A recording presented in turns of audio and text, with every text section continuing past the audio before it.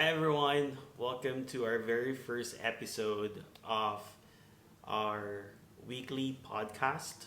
Hopefully, I try to do this weekly or every 2 weeks, but I'll try to do a more regular podcast uh, for our channel. So, this is the very first episode of Pins and Coffee. Yan. Why pins and coffee? So those are the two things I like a lot. One, bowling pins, and coffee. So dapat every week when we have our episodes, we have coffee to feature. So our coffee feature for this week is this, guys.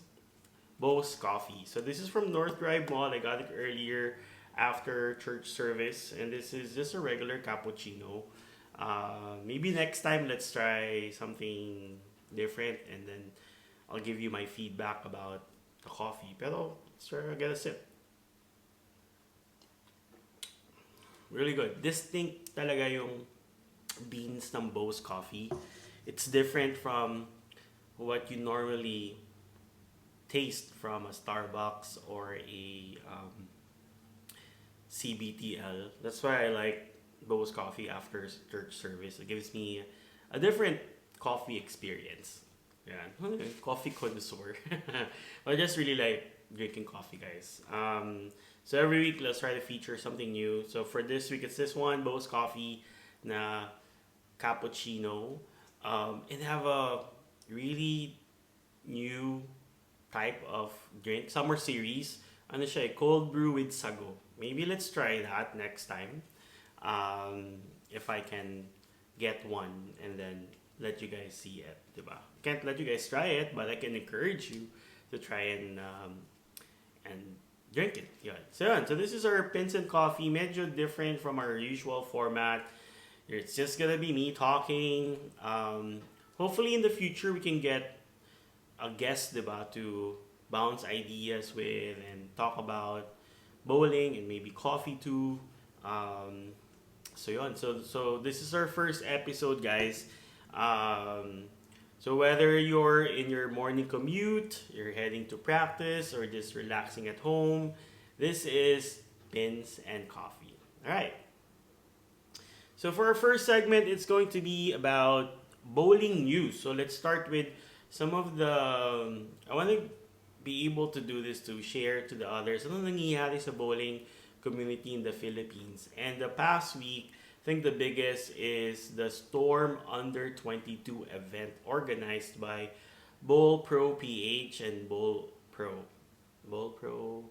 Korea. So it's I think it was a 2 day event, 2 or 3 day event, 2 day event. They had 2 days to qualify, and then the top qualifiers were broken into two groups, and then the top two of each group go up to a step ladder, right? So it's a really cool format, and it featured some of the best under 22 bowlers that's not in the Philippine team, I believe. Correct me if I'm wrong, pero parang wala. Or ex-Philippine team meron eh. Maybe just not the current Philippine team. But comment down below, guys, if tama ba ako or what. I didn't really go there. I'm in Cebu. They were playing in Santa Lucia, so di talaga. Pwede for us to be there, but hopefully we get to cover a one of those events that so it's the youth thing. It's the up and coming bowlers of the Philippines. In 5-10 years time, yan yung mga nasa Philippine team natin. So we're getting a glimpse of who are the up and coming bowlers in the Philippines. And maybe let's talk about that a little bit later on. Now, I want to congratulate the winner of the tournament this year. Congratulations to Matthew Doria, Matty, for winning the Under 22 Storm Bowling Championship this year. He played amazing, guys. Grabe. And Matty is actually one of our very first followers, subscribers to the channel, like years back. And I even have some selfies with him before, grabe. And look at him now, guys. He's just such an amazing bowler. He worked his ass off to get to where he is at, and he it's just amazing. I think what he gets is he's a 1 year ball rep for Storm, so he gets to try a lot of the latest and greatest from Storm. Inget guys, but he deserves this. So again, congratulations, Matty. We're so proud of you. Personally, seeing you grow to the bowler that you are now is amazing. Keep up the good work. I can smell talaga. I can see the future is bright with Matty having Bowl Pro PH behind him now, having a lot more equipment to use. He's gonna expect him to be on the podium a lot this year, and maybe international competitions. Maybe even I don't know a stint with the Philippine team. Let's see. I don't know. We'll see. Want to congratulate as well all those that made the podium. You guys deserve it.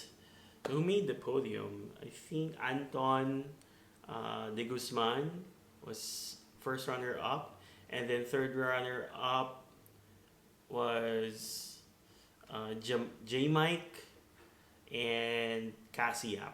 Congratulations to the three of you for making the podium. Amazing, amazing, amazing, amazing, amazing.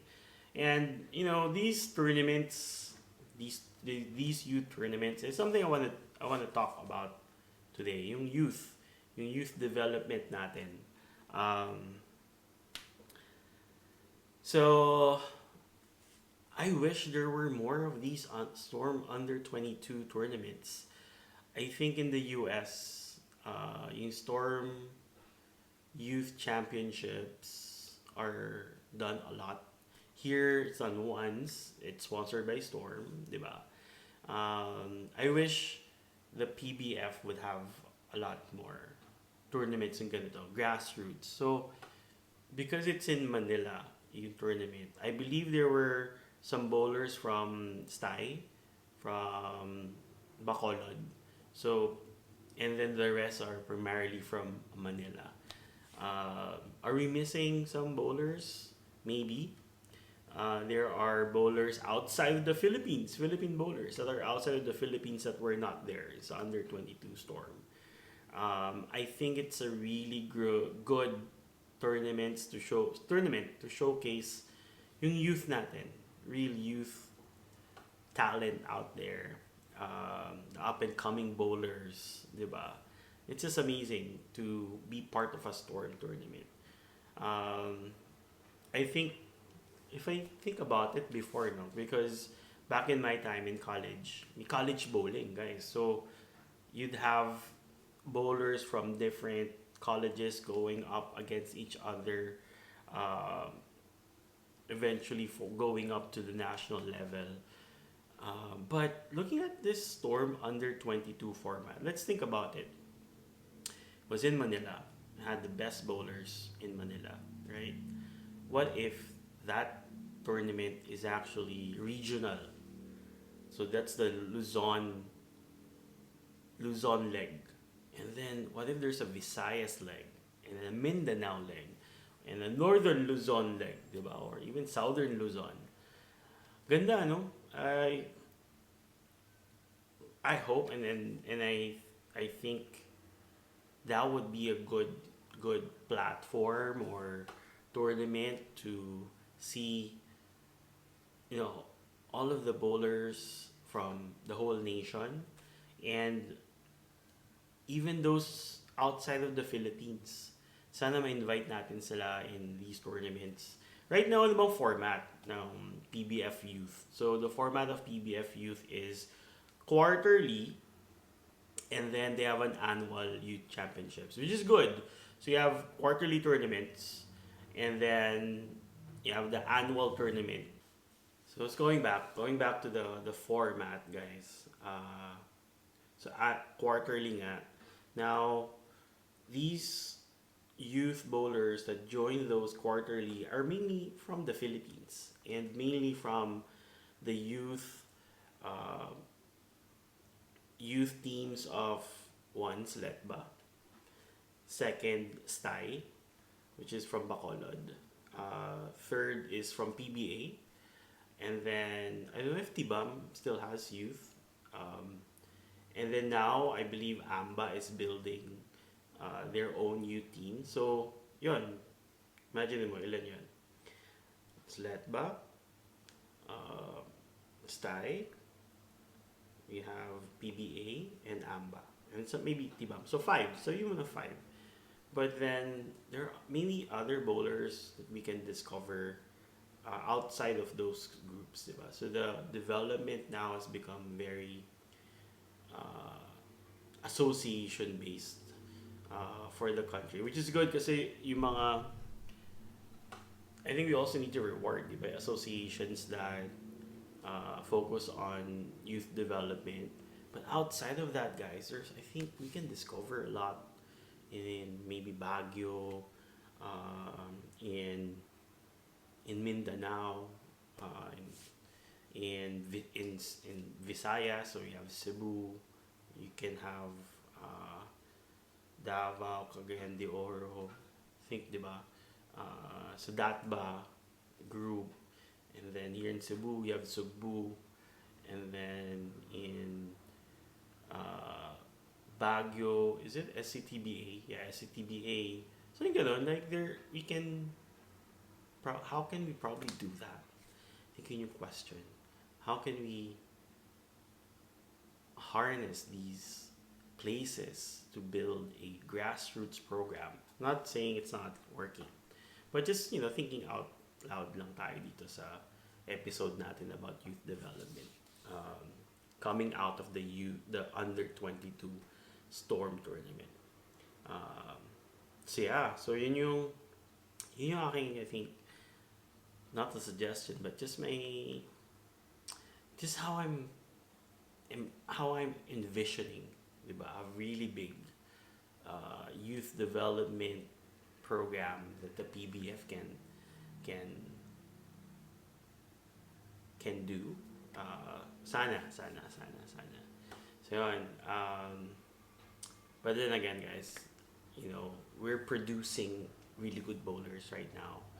Those that are in the Philippine team coming from the youth going up, diba? From the youth level nun, you have the Art Barrientos, you have the Mac Custodio. Then now they're part of the men's team. So we're able to produce naman, diba? We're producing really good bowlers. What I'm saying is there may be youth bowlers outside of Manila, outside of where we're getting bowlers that we can discover, diba? I think yun yung key piece there. But let's say you discover someone from those places. I think the biggest impact as well that's needed for a youth bowler to climb the ladder would be that financial support, emotional, physical support coming from the parents. Um, because just going to practices, buying equipment is necessary uh, to compete at such a high level. So, aside from the PBF discovering, diba, via these tournaments, being able to support these new up and coming bowlers as well, uh, financially by buying equipment and going to practices, diba? It's not just like basketball where you pick up a basketball and then go to a court. You don't have to pay. Bowling, you actually have to buy your own equipment, buy your own bowling ball, shoes, bags, practice, diba? So you need someone to support you financially. It's good that sometimes the associations get support and support your youth, pero the parents, guys, kailangan din find a good athlete, but also the parents have to support that athlete financially. So yun. So that's our first topic, guys, about youth development. Um, I know it's a topic I really wanted I've been wanting to talk about for a while because uh, makes me think about yung youth days natin. No, high school and then in college where universities would have scholarships. So sayang, sana ngayon ganun din, 'di ba? So would be good to see college bowling again with the likes of the Lasals, Ateneo, UP, San Beda, go Beda, UST, but dami pa. I think some international schools that are close to bowling centers can would have the financial capabilities to put up teams. Galing nun, guys. Imagine school-based, different schools going up against each other, eventually leading up to the national level. Galing, galing, galing. Now, going into our next topic. Next topic. So, um, with the tournament, the under 22 tournament. So, there were two-hander bowlers and then two one-hander bowlers that made the step ladder. So you have Cassie Up and Jamaic Hermosura or Jordan.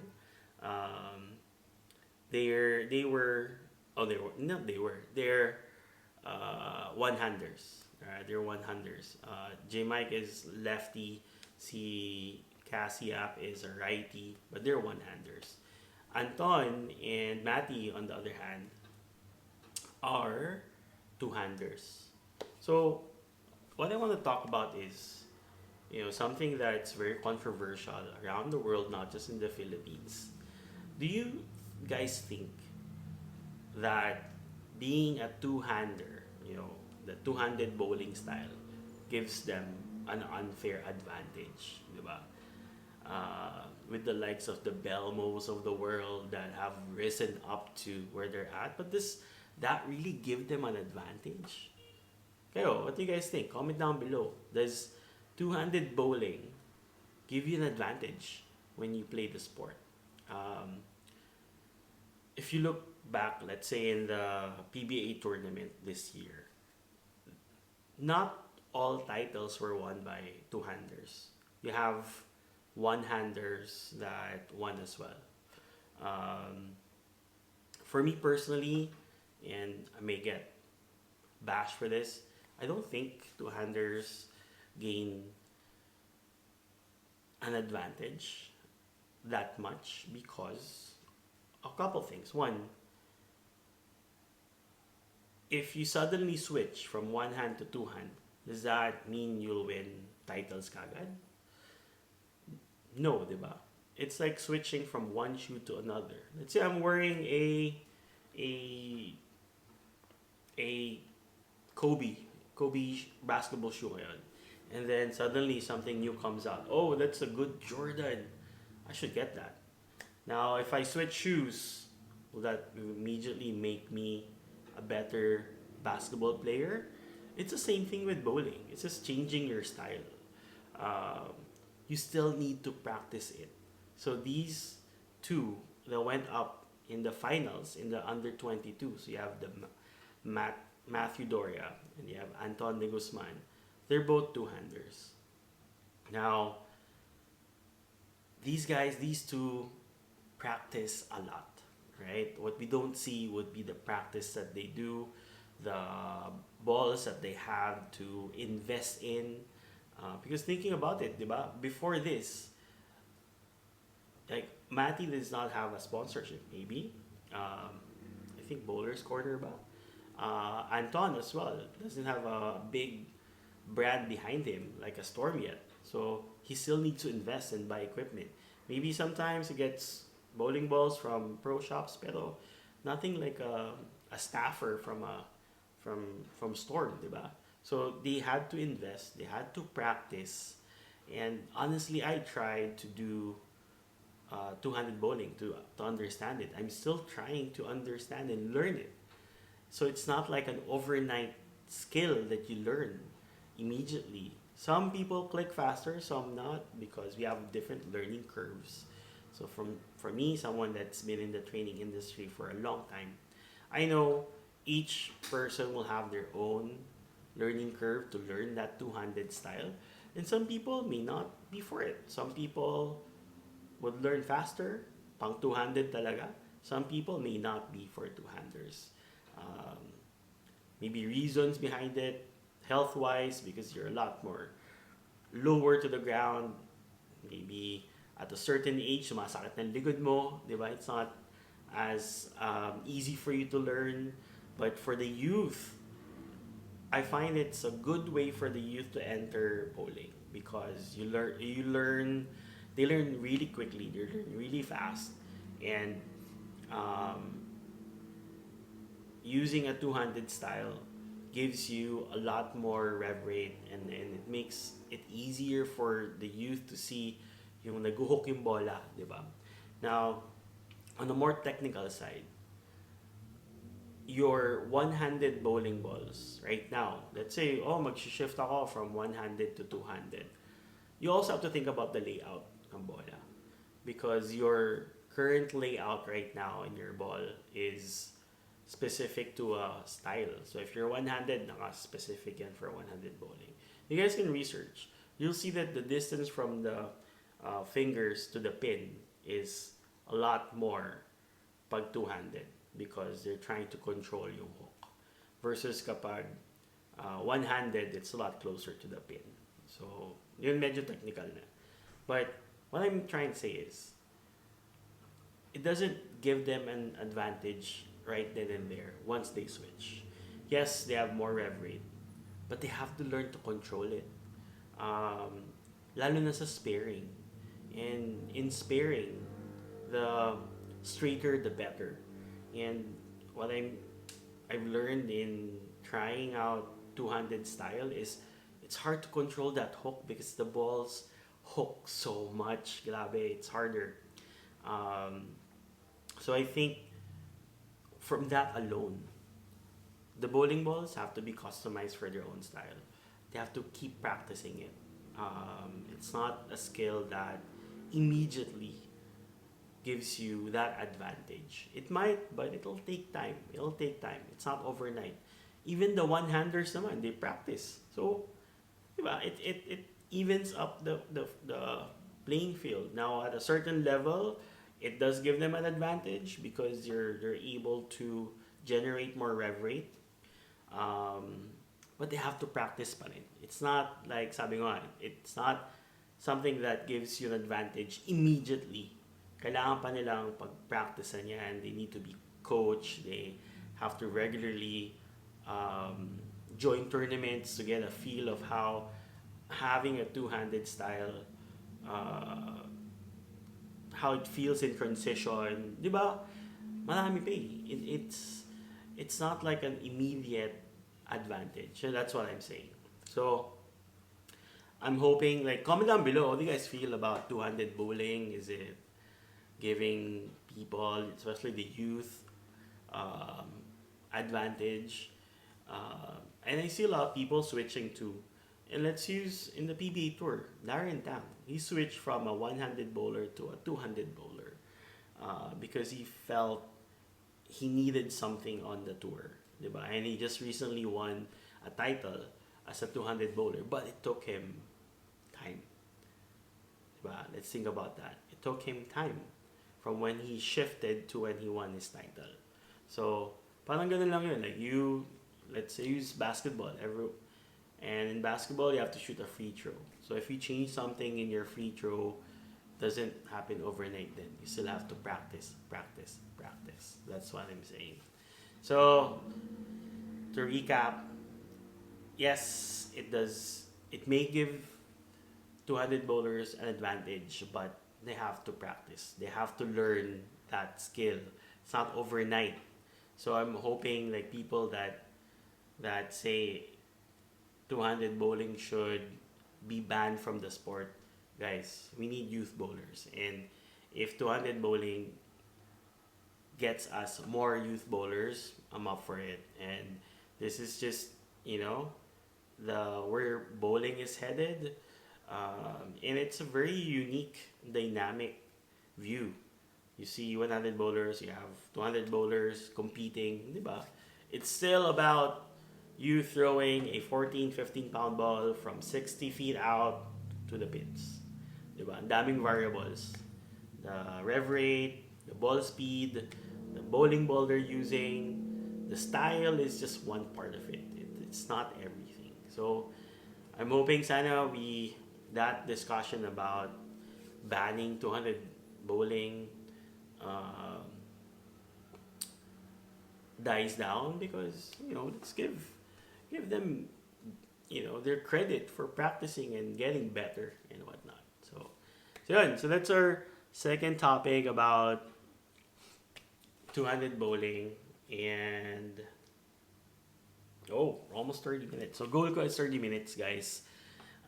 Maybe 3 topics, and I want to end with, I'm shooting this on a Sunday, and just today the San Antonio Spurs won in the Western Conference Finals. So congratulations to San Antonio Spurs and also the New York Knicks for winning the East Conference Finals. So this is a rematch of the 1999 NBA Finals. And I just posted about it earlier na if umabot ka dun sa 1990 or napanood mo yun, makaka-maintenance na tayo. But it's just nice. But also I feel old because when I watch the NBA now, I don't really know the players as much, unlike maybe 10, 15, 20 years ago where even the stats of players kabisado ko. But now I'm like, who are those players? I see Wemby, yeah, I know him. Even the stats of SGA, I don't know, but I'm up for it. I'm rooting for. So it's New York versus the Spurs. So my boss is a big New York Knicks fan, so it makes me want to root for the Knicks, but because they're the vets, right? So weird that the New York Knicks now will be underdogs, I think, because of how potent si Spurs. So I know this is a bowling vlog dapat, but who are you rooting for? Me personally, I think, I don't know, guys.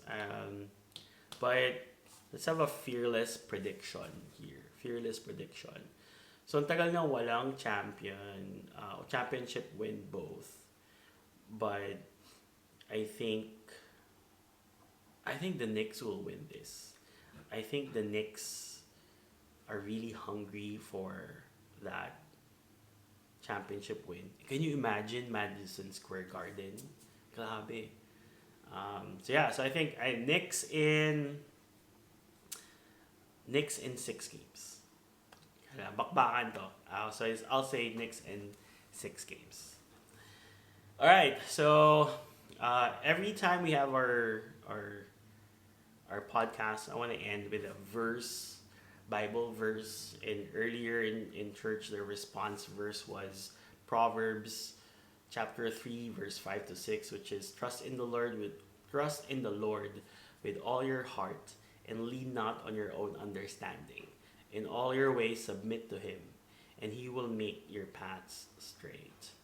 So yun lang, guys. I hope that verse resonates in your week. Let's trust the Lord with everything, our decisions. Trust the Lord with even if you're going through something that is hard right now. Trust the Lord pa rin. The Lord is faithful. The Lord is sovereign. He knows already everything that's planned for you. So just keep trusting Him, keep praying, keep believing in Him, and He will make your paths straight. So that wraps up our first episode of Pins and Coffee. I hope you guys enjoyed this format. I'll try to do this weekly.